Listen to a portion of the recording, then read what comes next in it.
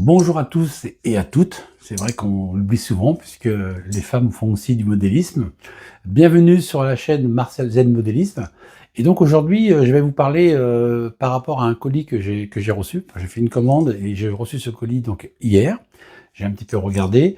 Je vais vous montrer ce que c'est. C'est des maquettes de bâtiments en 3D qui viennent de chez Richter. Donc je vais vous montrer un petit peu comment je l'ai découvert, ce que j'ai commandé et ce que j'ai reçu de la personne à qui j'ai eu affaire au téléphone, super sympa, qui a des tutos magnifiques. Donc je vous parle de ça et puis je vais vous montrer aussi par rapport aux petites maquettes que j'ai reçues. Alors je vais pas toutes vous les faire voir, mais au niveau de la peinture, comment on doit préparer la petite maquette en 3D, quelle peinture utiliser, etc. Donc je vous montre tout ça. À tout de suite.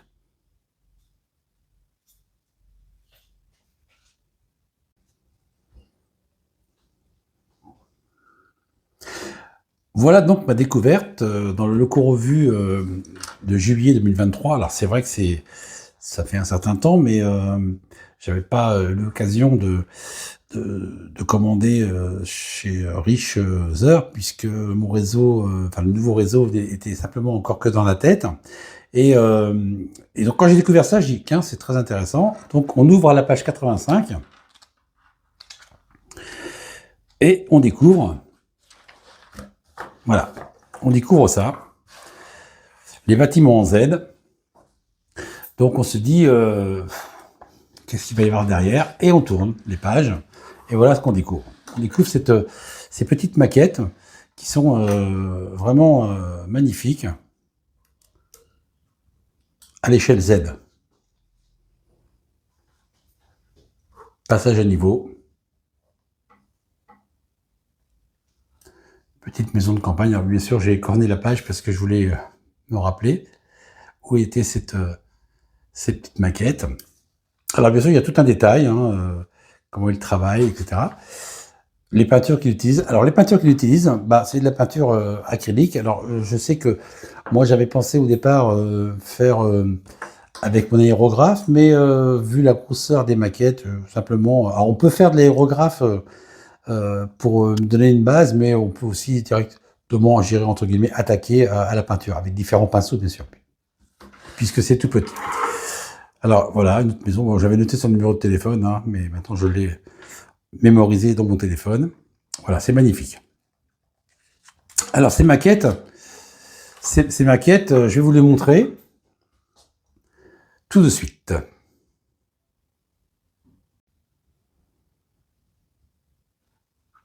Voilà donc les maquettes qui sont donc arrivées à la maison. Et j'ai pas tout commandé au départ, puisque je suis un peu comme tout le monde. Il faut aussi se dire que est-ce que la qualité est au rendez-vous? On ne sait pas. Donc ça a quand même un certain prix. Donc voilà, vous voyez, ce genre de château d'eau est à 30 euros. Regardez le détail en Z. C'est magnifique. Magnifique. Voilà. Là, j'avoue que je suis heureux de mon colis. C'est d'une grande classe. Alors, dans chaque petit sac, il y a donc bah, ici, je ne sais pas si on voit, il y a la porte, les fenêtres qui sont donc accolées ici et là. Alors, la colle, je vous le dis maintenant, la colle qui est utilisée, c'est de la cyano, mais en gel. Alors, il faut y aller avec une petite pointe de cure-dent, hein, faut pas en mettre beaucoup. Mais je vous montrerai ça dans la vidéo. Ce que j'ai aussi trouvé super sympa. Alors attendez, je ne vais pas non plus tout mélanger. Je fais attention. Celle-ci. Voilà. Le poste 1. Qui est, voilà. Je ne sais pas si on voit. Alors cette partie-là est démontable. Je vais chercher un petit outil pour juste l'enlever. Alors, je vais y aller tout doucement. Voilà.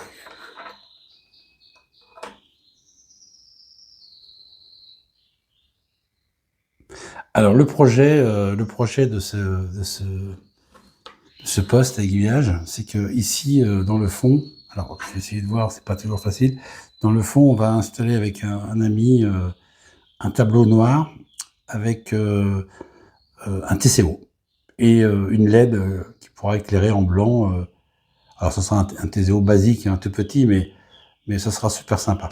Voilà, un petit peu la petite chose. Alors, je le remets dans sa place, tranquillement. Alors, au départ, quand ça arrive, c'est un peu collant, c'est normal, hein. Donc, toutes les pièces, il faut les nettoyer à de l'eau savonneuse, alors de l'eau à 30 degrés à peu près, hein, bien savonner, puis bien les rincer. Ce qui permettra que sur mon réseau, je ne mettrai pas le toit, comme ça on pourra voir un petit peu l'intérieur avec un personnage ou deux. Je pense que ça va être super sympa. Alors, je vais le ramasser.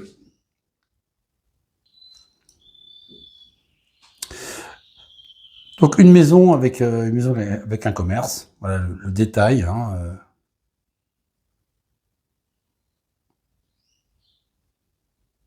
partie lisse au niveau du mur, partie pierre, donc on peut faire des choses super intéressantes. Ce qui est aussi important, c'est qu'au niveau de l'intérieur, il y a des cloisons. C'est-à-dire que c'est génial parce que quand vous mettez une LED, vous pouvez éclairer ici, mais pas de l'autre côté. C'est souvent le problème des maquettes. Et puis, ce qui est important pour moi, c'est que je fais du Z depuis quelques temps, mais il y a des fois mes maisons sont théoriquement à l'échelle de 120e, mais ça arrive qu'il y a des fois, ils sont un petit peu trop grandes, on va dire. Hein, et ils sont enfin, légèrement, hein, ça joue sur 1 ou 2 millimètres, mais là, ils sont vraiment, c'est magnifique. Les petites cabanes de voix que j'avais aussi commandées parce qu'il m'en fallait une absolument. Alors, ce qui est intéressant, c'est que on a donc une cabane de voix ici, avec une porte et deux fenêtres, et vous avez le petit détail à côté, où vous avez une porte, pardon, excusez-moi, vous avez donc une porte et les fenêtres, vous en avez deux, mais vous avez deux portes, vous pouvez choisir la porte que vous voulez mettre. C'est toujours durable pour d'autres maquettes. Et la dernière, alors je vais pas tout ouvrir parce que c'est aussi à dégrafer. Donc à dégrafer, c'est toujours à la petite pince. Petite lime à ongles carton, hein, que vous mouillez un tout petit peu pour éviter d'abîmer. Alors c'est très costaud, hein, c'est du plastique, enfin on dirait du plastique, mais c'est quand même fragile. Donc voilà, le panneau, un des panneaux. Alors je vais ici, moi je vais prendre quelque chose de plus fin, voilà. Je vais même avancer un petit peu, voilà, la maquette, comme ça. Là, je vais pouvoir y mettre une petite LED rouge, clignotante, cachée derrière. Une 402, ça devrait faire l'affaire. Voilà. Alors, le mécanisme du PN. Alors, bien sûr, tout ça, c'est à dégrafer. Alors, il faut y aller tout doucement, tout doucement. C'est vrai qu'au niveau détail, c'est super beau.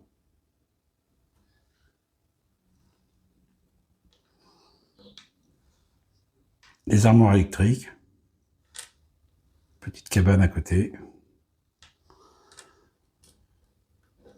Pas on a tout, hein. On a vraiment... c'est vraiment complet, complet. Voilà. Donc je vais continuer à préparer, montrer comment on prépare la maquette. Je vais commencer par une petite maquette de voix, et puis on va attaquer la peinture tranquillement.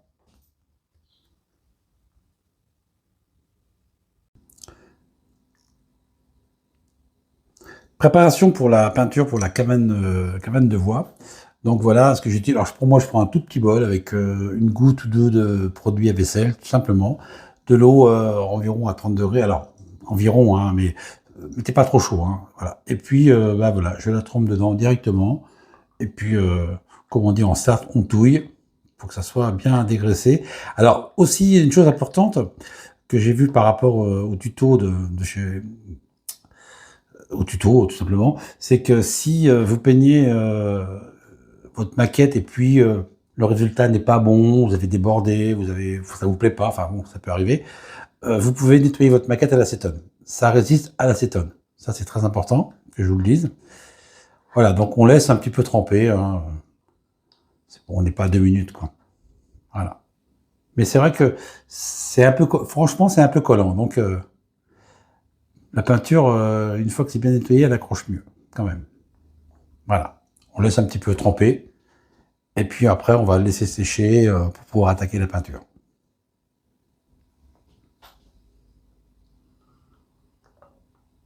Alors, je voulais vous dire aussi, parce que c'est vrai que l'information est très importante, c'est que chez l'artisan, vous pouvez aussi trouver du N et du HO, hein. Il n'y a pas que du Z, hein. Le Z, moi, c'est que pour moi, mais les personnes qui font du HO et du N, alors le prix du Z est au même prix que le N, hein. Donc voilà.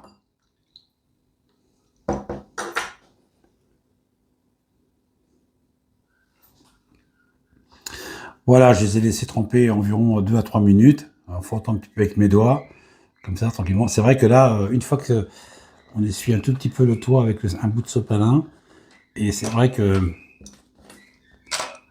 bah, ça ne colle plus. C'est génial. Donc je vais laisser sécher correctement. Alors même sûr, si vous voulez accélérer, vous prenez un aérographe, hein, ou un sèche-cheveux, ça accélère, pas trop près bien sûr, ça accélère le séchage et puis après on peut attaquer la peinture.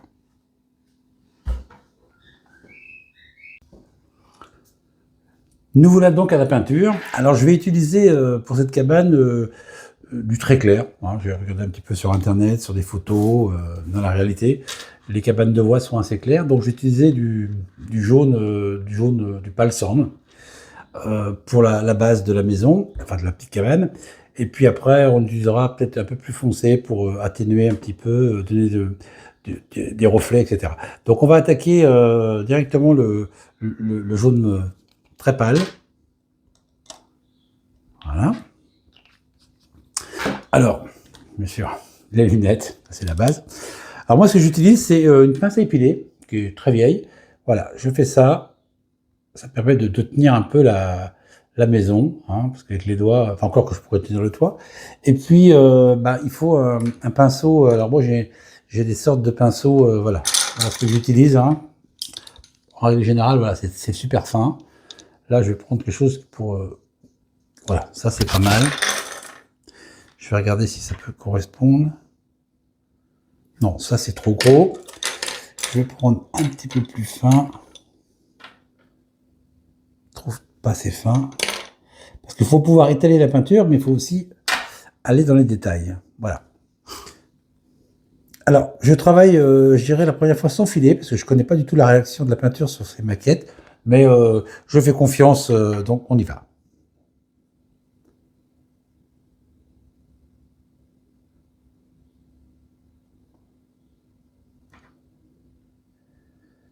Alors, j'ai pas fait de dilution. On verra bien, hein, c'est pas...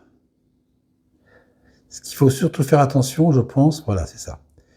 Il faut y aller tout doucement et il faudra mettre donc 2 couches.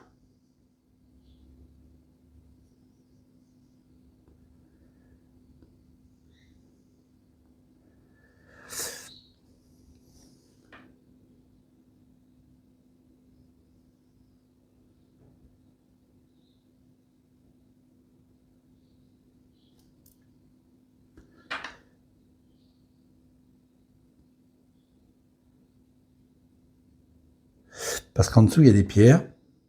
Voilà.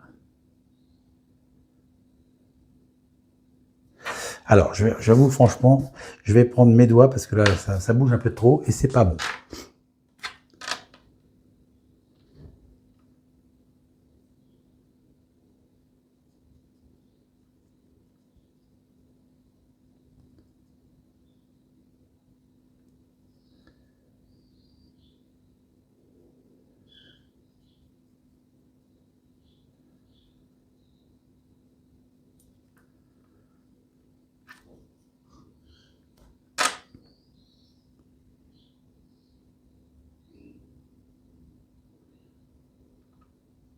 C'est super fin, super fin, super fin.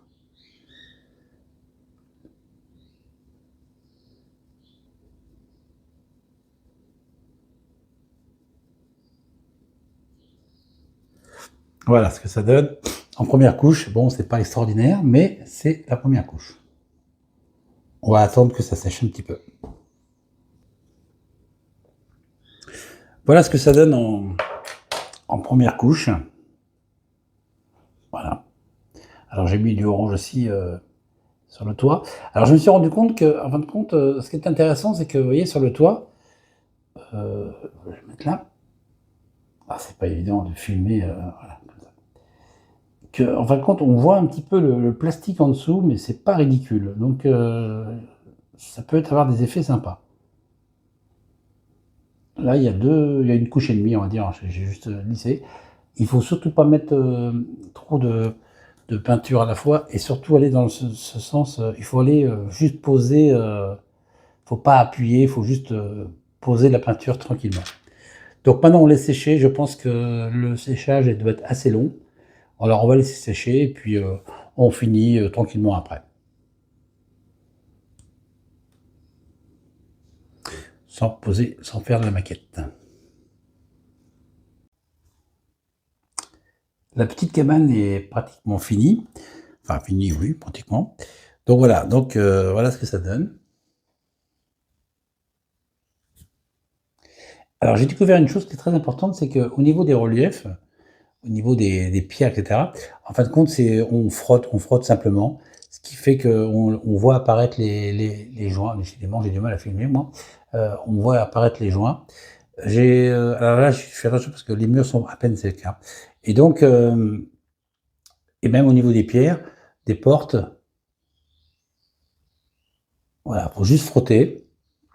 Alors bien sûr, en vidéo, il peut y avoir des tout petits défauts au niveau de la vidéo, mais à l'œil, je peux vous dire que ça ne se voit pas. J'ai peint les morceaux de bois en dessous et j'ai également donné un petit coup de peinture sur les portes et fenêtres. Donc maintenant, je vais découper tranquillement et puis les coller. Alors je découpe.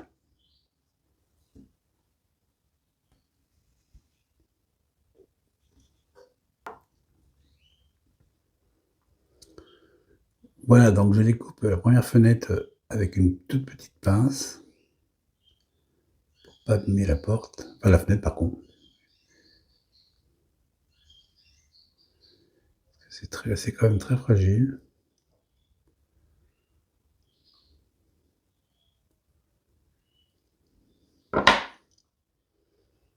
Ah, il y a encore un petit bout qui tient.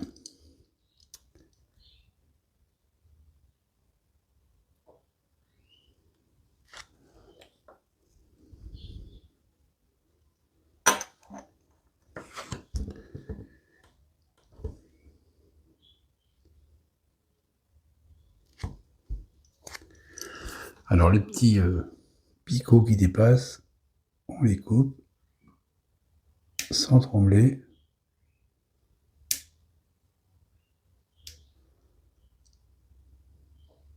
Vous voyez que c'est mou, hein.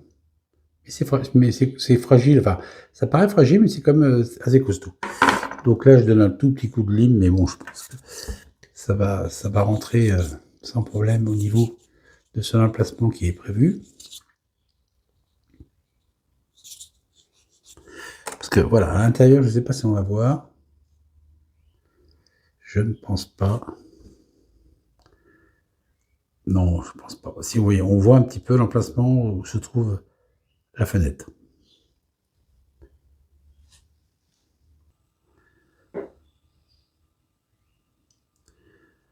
Voilà, donc j'ai collé la cyano, hein. Donc un tout petit point de colle. Je vais vous montrer comment je fais la deuxième. Vous allez voir, c'est super sympa. Alors, petite pointe de colle. Si j'arrive à attraper mon cure-dent, plus la maquette un petit peu. Voilà.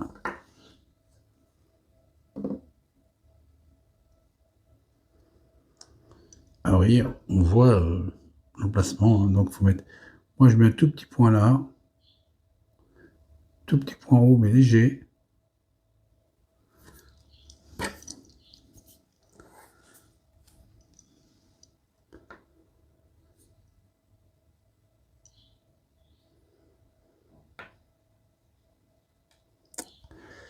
Ah, c'est très fragile, il faut y aller tout doucement. Excusez-moi, on voit plus mes mains, mais je récupère la petite fenêtre. Et on vient poser délicatement l'emplacement qui est prévu pour ça. Avant, on n'appuie pas, on attend bien voir si c'est bien droit. C'est pas tout à fait en place. Là, c'est en place. Non, pas encore.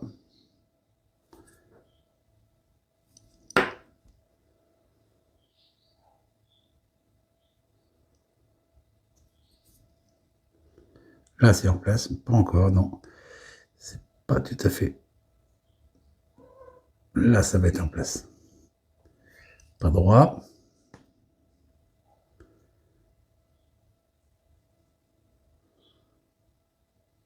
Voilà.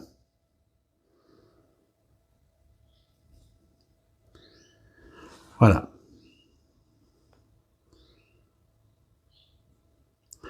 Je pense que sur les parties du mur, je mettrai un petit peu de terre à décor pour atténuer un peu cette forme de ce plastique que l'on voit là. Il y a pourtant 2 couches, mais bon.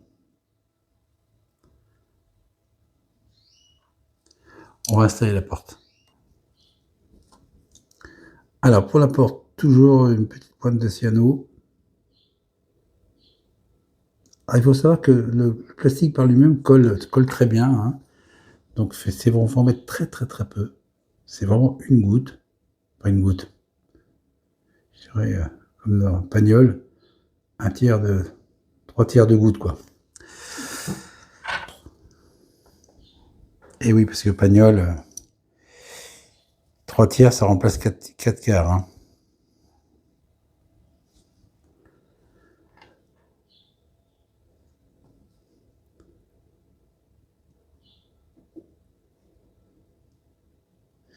C'est très souple. C'est pas toujours évident à mettre, j'avoue.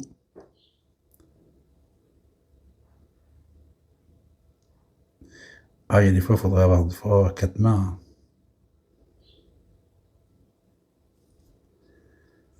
Non, elle n'est pas droite.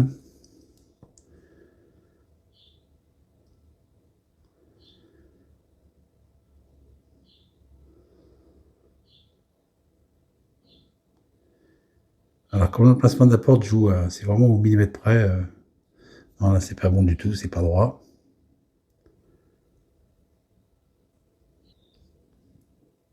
Non, c'est toujours pas droit. Là, je suis un peu surpris parce que... Ah, là, ça va être bon, je pense. Ça doit pas être mal.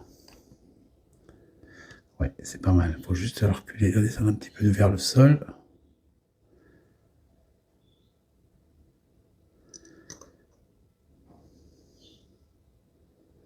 Pas par là, parce que je vais arracher la peinture. Excusez-moi, c'est un peu long, mais vraiment, je veux qu'on puisse voir jusqu'au bout. Voilà, il faut pousser légèrement. Comme c'est un peu comme du caoutchouc.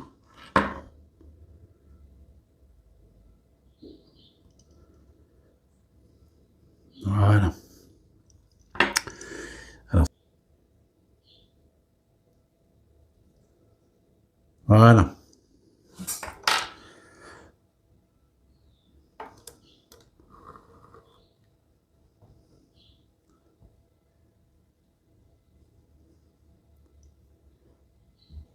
Alors, vous voyez ce que je disais, au niveau des pierres, il faut pas juste frotter, le plastique gris fait les joints. C'est assez sympathique. Et pour les portes et les fenêtres, c'est exactement la même chose. Excusez-moi, on voit plus mes doigts que la maison, parce que c'est tellement petit. Donc maintenant, on va la mettre sur le réseau. Voilà donc la cabane de voie sur le réseau. Alors bien sûr, elle n'est pas collée, il faut que j'arrange un petit peu au niveau du sol, parce que ça me paraît un petit peu haut. Et puis, bon, à coller, il faut être sûr de bien préparer le terrain, c'est qu'à le dire. Voilà ce que ça donne.